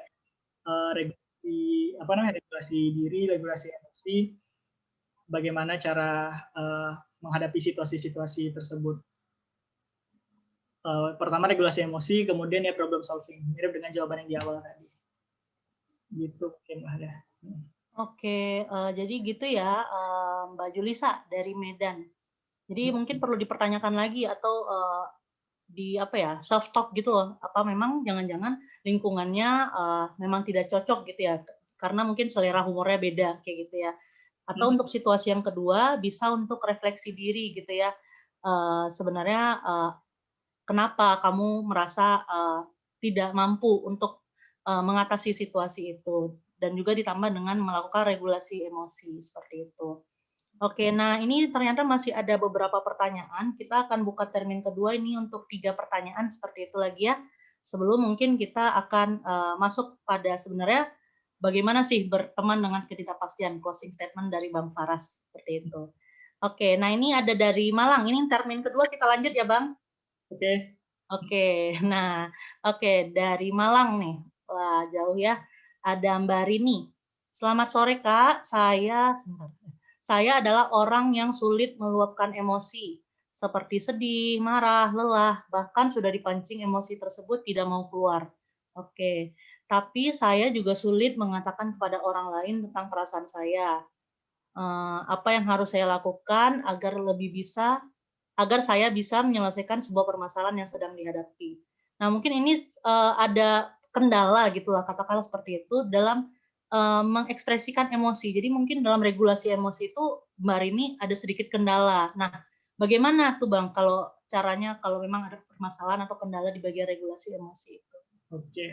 Nah, terkait ini artinya ada hal yang harus dipastikan juga di sini. Memang sulit meluapkan emosi atau memang belum kenal dengan emosi apa sih sebenarnya yang terjadi di diri Mbak Rini sendiri. Mungkin itu untuk refleksi awal yang perlu dilakukan. Ya bisa jadi kayak kita melabel emosi sedih, marah, dan lelah, tapi kita nggak tahu apakah benar-benar itu yang terjadi pada diri kita, karena kita belum sepenuhnya kayak memperhatikan diri kita atau memperhatikan apa sih yang terjadi pada diri kita. Nah, mungkin itu hal pertama yang perlu diperhatikan dulu. Nah, kemudian pertanyaan selanjutnya, ketika kita sudah tahu bahwa memang emosi ini yang terjadi, tapi tidak bisa diluapkan, ya berarti ada kendala terkait coping itu tadi, coping yang sehat itu tadi. Coping ini terbentuk ya dari pengalaman-pengalaman kita dari kecil sampai saat ini. Mungkin dulu waktu kecil atau ya waktu kita kecil, ya orang tua mungkin biasa kan kayak kamu tuh nggak boleh nangis, kamu tuh nggak boleh marah, nggak boleh ngomong kayak gitu sama orang tua yang lebih tua kayak gitu kan. Jadi kayak kita terbiasa untuk menekan emosi kita terbiasa untuk menekan hal-hal yang ingin kita ucapkan. Jadi itu terbentuk di diri kita. Jadi itu salah satu penyebab kita sulit untuk meluapkan emosi itu tadi. Nah, yang penting sekarang adalah menyadari bahwa ketika kita tidak bisa meluapkan emosi, apa yang sebaiknya bisa kita lakukan. Nah, itu tadi ada coping yang sehat. Nah, coping yang sehat seperti apa? Yaitu tadi ada contoh-contohnya kayak misalnya ada yang dengan dansa mungkin. Kalau misalnya ini kita coba cari contoh yang bisa dilakukan sendiri tanpa bercerita ke orang lain gitu ya. Jadi tadi kayak mungkin ada memasak atau humor, kita nonton video-video lucu mungkin untuk bisa menetralkan lagi emosi kita, atau mungkin kita membaca buku, menonton film dan lain sebagainya macamnya. Atau meditasi mungkin kalau misalnya sudah terbiasa juga. Nah, itu juga lumayan bisa membantu coping yang sehat. Agar ini ada beberapa pilihan kan ada di slide-nya. Nah, tadi latihan kesyukuran juga. Jadi kayak meluapkan emosi itu nggak harus kayak berteriak atau marah-marah dan lain-lain. Ada cara coping yang sehat gitu. Tapi ketika ini berkaitan dengan orang lain, coping yang terbaik itu memang adalah komunikasi. Jadi ketika kita marah dengan orang lain, ketika kita kecewa dengan orang lain, ketika kita sedih dengan orang lain, itu harus disampaikan. Nah, ketika itu tidak bisa disampaikan, maka inilah beberapa cara yang bisa dilakukan untuk menetralkan emosi yang kita rasakan. Mungkin gitu, Mbak Wahada. Oke, jadi gitu ya. Mana aku keluar dulu sebentar.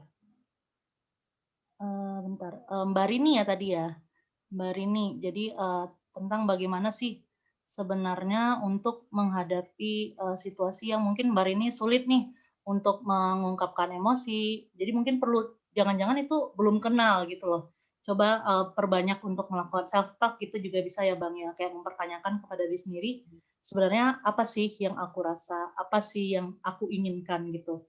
Ketika selesai dengan diri sendiri dulu, baru mungkin bagaimana coping atau mengekspresikannya. Mungkin memang Mbak Rini ada kesulitan untuk mengungkapkan, tapi bisa dilakukan dengan coping-coping yang lain, atau cara mengekspresikan emosi yang lain. Jadi nanti mungkin bisa disimak lagi di materi Bang Faras, nanti ketika di-share kembali di email, seperti itu ya. Oke, ini masuk pada pertanyaan kedua, untuk termin kedua, dari Bali. Wah, Beli. Ini cewek apa cowok? Alfani. Kita ada bacakan ya Bang ya. Oke. Masa depan identik dengan ketidakpastian. Dan saya cenderung memiliki ketakutan terhadap hari esok maupun di masa depan. Hal tersebut membuat saya malah tidak memiliki plan, impian, dan harapan untuk masa depan. Adakah cara untuk tetap menciptakan harapan di masa depan tanpa merasa takut dengan apa yang terjadi di kemudian hari? Oke, ini udah kesimpulan dari webinar hari ini yang mungkin tadi sudah dijabarkan ya. Boleh Bang, mungkin dijelaskan sedikit lagi sebenarnya tuh bagaimana nih untuk memunculkan harapan itu tetap ada ketika berhadapan dengan masa depan yang penuh dengan ketidakpastian. Dari Alfani di Bali. Oke. Nah, sebenarnya kalau menurut pribadi, sebenarnya kayak harapan itu pasti akan selalu ada. Nah, masalahnya sekarang itu dia ketutupan dengan ketidakpastian, tertutup dengan pikiran-pikiran negatif kita, tertutup dengan kemungkinan-kemungkinan terburuk yang kita bayangkan. Nah, jadi agar bisa melihat harapan itu kembali, agar bisa memiliki harapan itu kembali, coba dihilangkan yang menutupi itu tadi. Ya, dengan cara diikhlaskan itu tadi. Biarkan mereka pergi, biarkan mereka pergi, biar nggak kelihatan, biar tetap kita bisa melihat harapan itu tadi. Nah, jadi yang perlu dilakukan di sini adalah yang letting go itu tadi, ikhlaskan.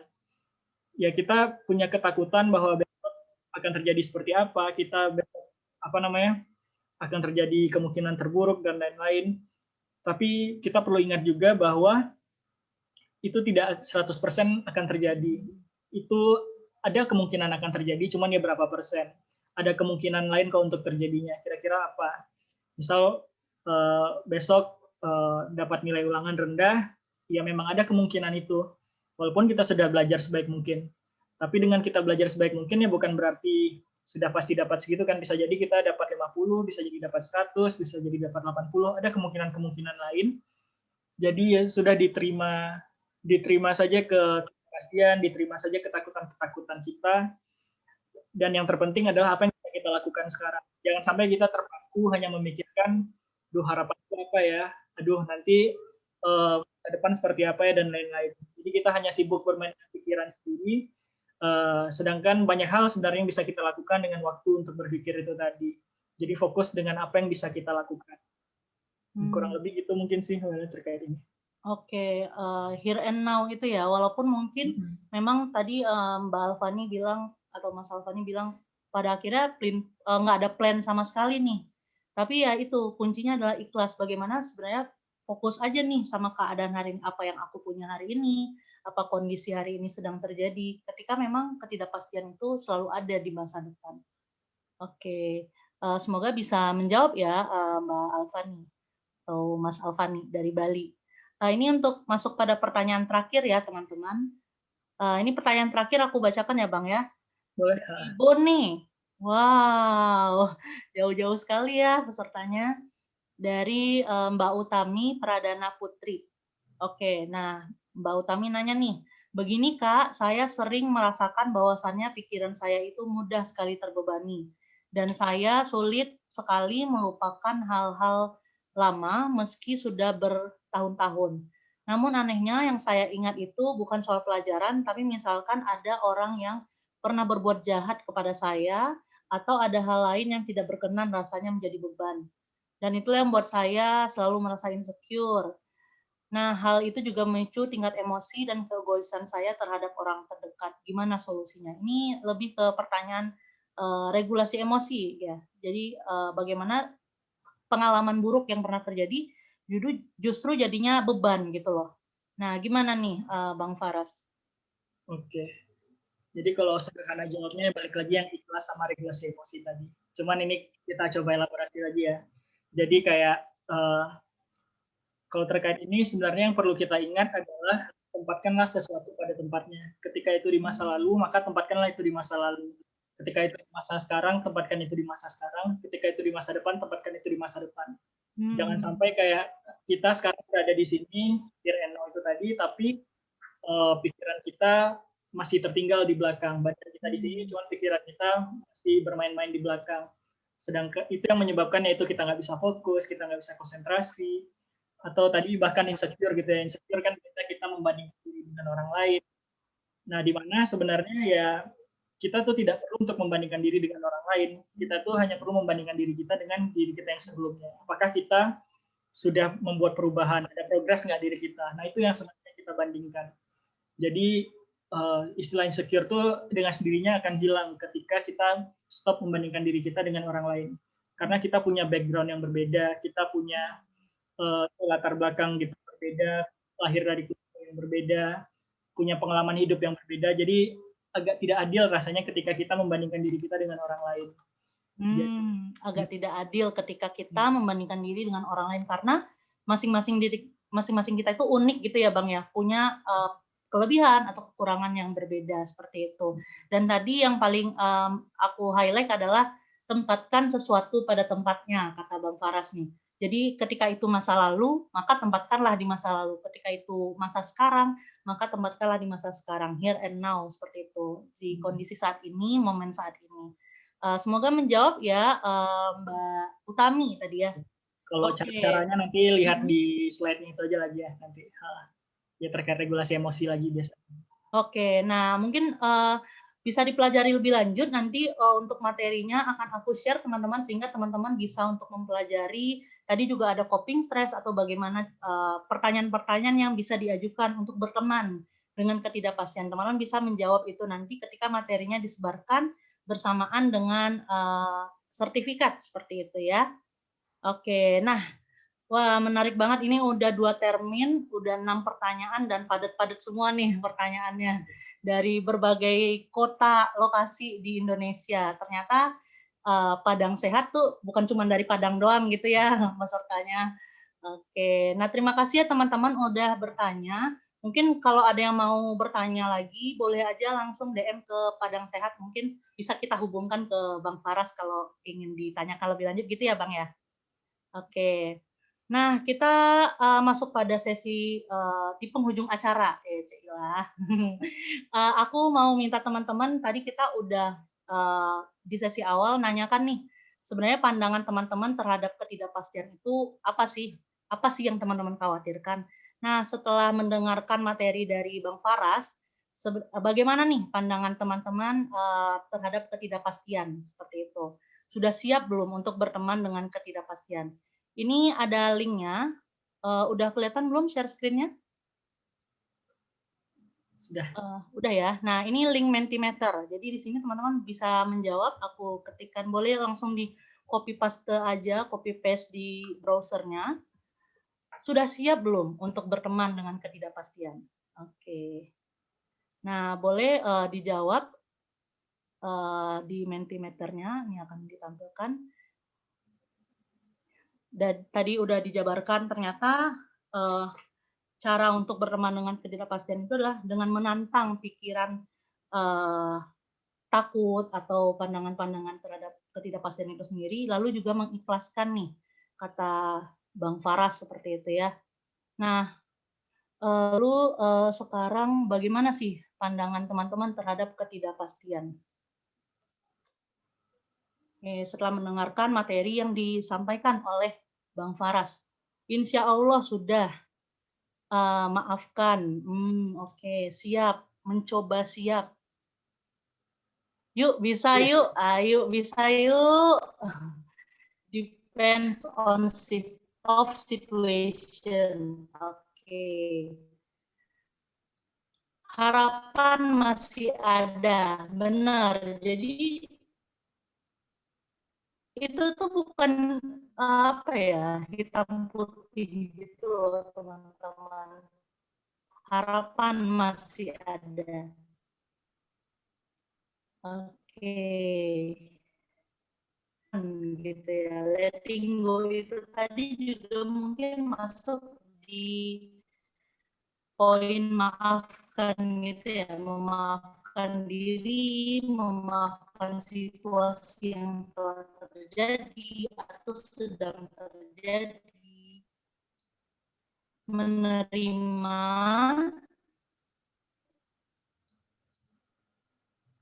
kita masih nunggu lagi. Oke, optimis.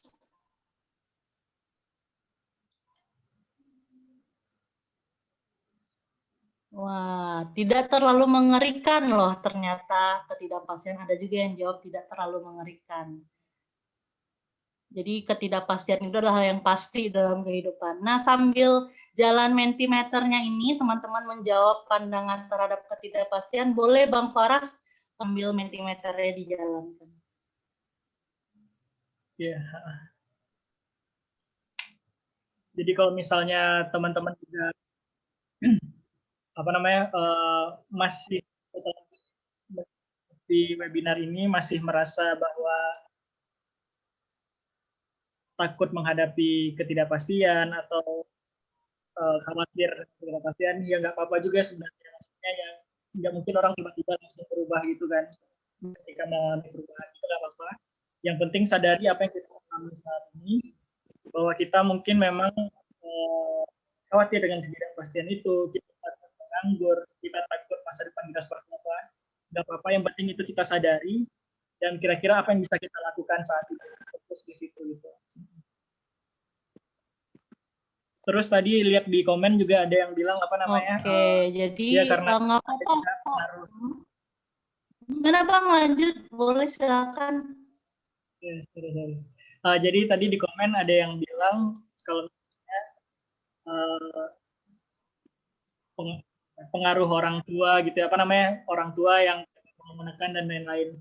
Ya memang benar bahwa pengaruh dari pengalaman kita, bagaimana kita membentuk bagaimana topik kita, untuk bagaimana cara kita menghadapi masalah. Tapi kita nggak bisa menyalahkan kita. Kita dari hidup kita yang menentukan diri, berperilaku, berperasaan, berpikir. Jadi tanggung jawab sepenuhnya ada di diri kita. Jadi bukan menjadi alasan juga untuk kita untuk menyalahkan orang tua. Jadi disadari aja mungkin ya bahwa kita memiliki orang tua yang mungkin kurang beruntung yang penting sekarang apa kelebihan-kelebihan yang kita punya, apa kelebihan yang bisa kita lakukan. Terus ke situ. Apapun yang terjadi, situasinya seperti itu, jangan dijadikan dalam tanda kutip hambatan gitu ya Bang ya. Tapi bagaimana diri kita sendiri untuk menyikapinya nih, seperti itu. Jadi nggak apa-apa kok untuk mungkin setelah webinar ini masih ada keraguan atau masih ada kayak gak nyaman gitu, bagaimana sih sebenarnya cara berteman, aku udah dengar tapi masih ngerasa belum, ini bisa memberikan insight nih kepada teman-teman bagaimana sih sebenarnya cara kita untuk menghadapi ketidakpastian dalam kehidupan seperti itu. Oke, nah terima kasih teman-teman, ini untuk Mentimeternya kita tutup dulu. Nah, teman terhadap ketidakpastian itu seperti apa nih sekarang kondisinya? Nah, saya ucapkan terima kasih, kita berada di penghujung acara.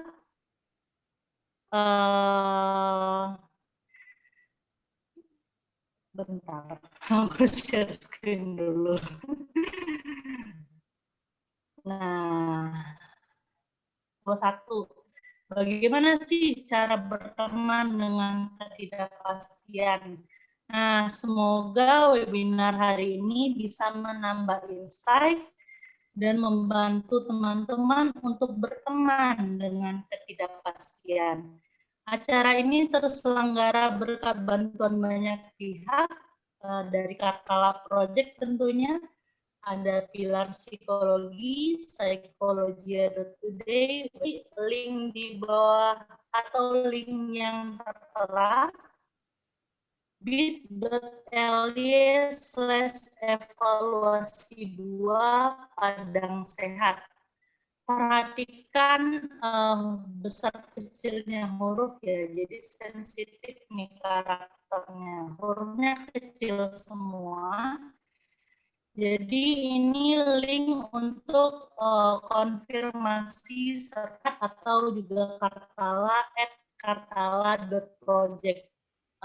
Apa aja sih insight yang teman-teman dapatkan dari webinar kali ini? Boleh juga tag Mas Waras tuh di Instagramnya.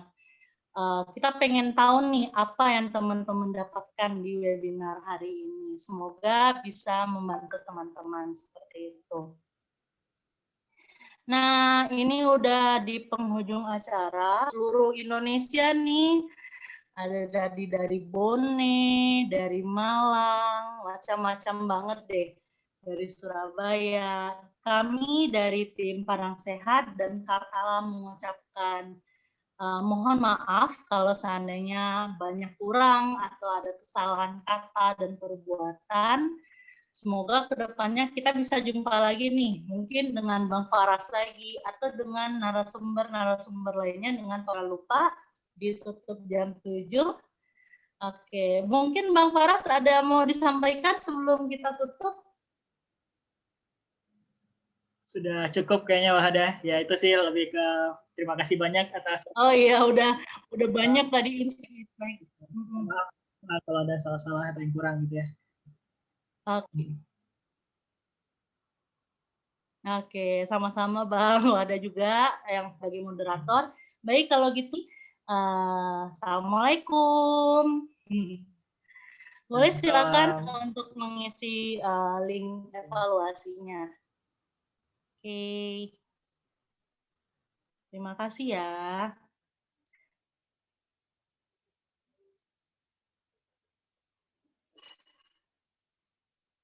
Sama-sama, yang terima kasih di kolom chat.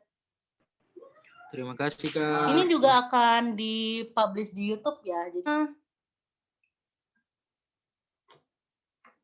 Bang Faras boleh kalau ingin melanjutkan aktivitas. Terima kasih Wahada. Terima kasih. Iya, terima kasih Bang. Terima kasih tim Kartala.